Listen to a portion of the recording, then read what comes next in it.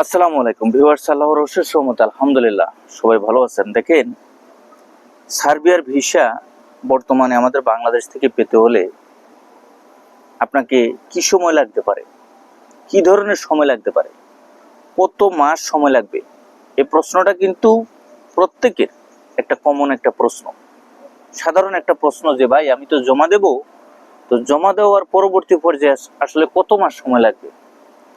এখন বাংলাদেশ থেকে ইউরোপের ভিসা পেতে হলে দেখেন যে পরিস্থিতিটা, ইউরোপের ভিসা পেতে হলে আপনার যে সময়টা প্রয়োজন সেটার ক্ষেত্রে আপনি যদি একটু লক্ষ্য করেন দেখবেন সময় কিন্তু প্রচুর পরিমাণে লাগতেছে।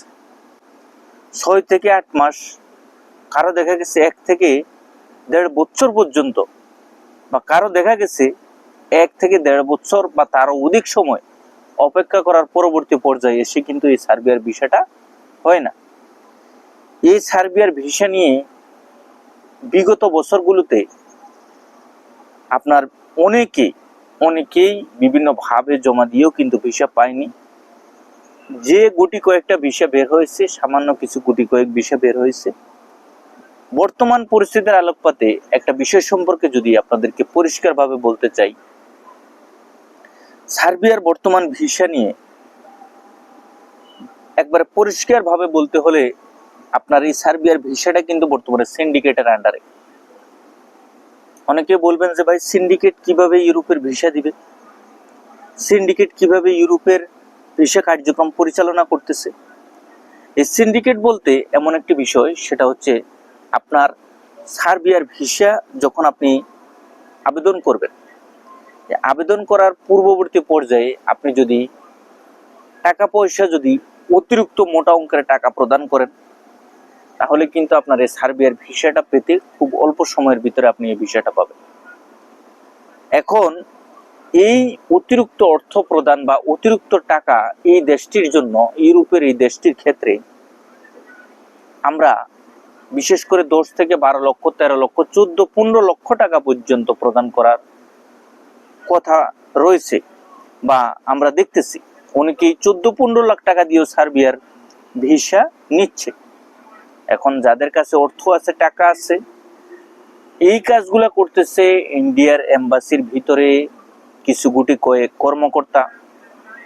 তারা এই কাজগুলা করে বাংলাদেশি তথা বিভিন্ন দেশের লোকজনের কাছ থেকে টাকা পয়সাগুলো নিচ্ছে, আর যার কারণে এই ঝামেলাগুলা সৃষ্টি হয়েছে।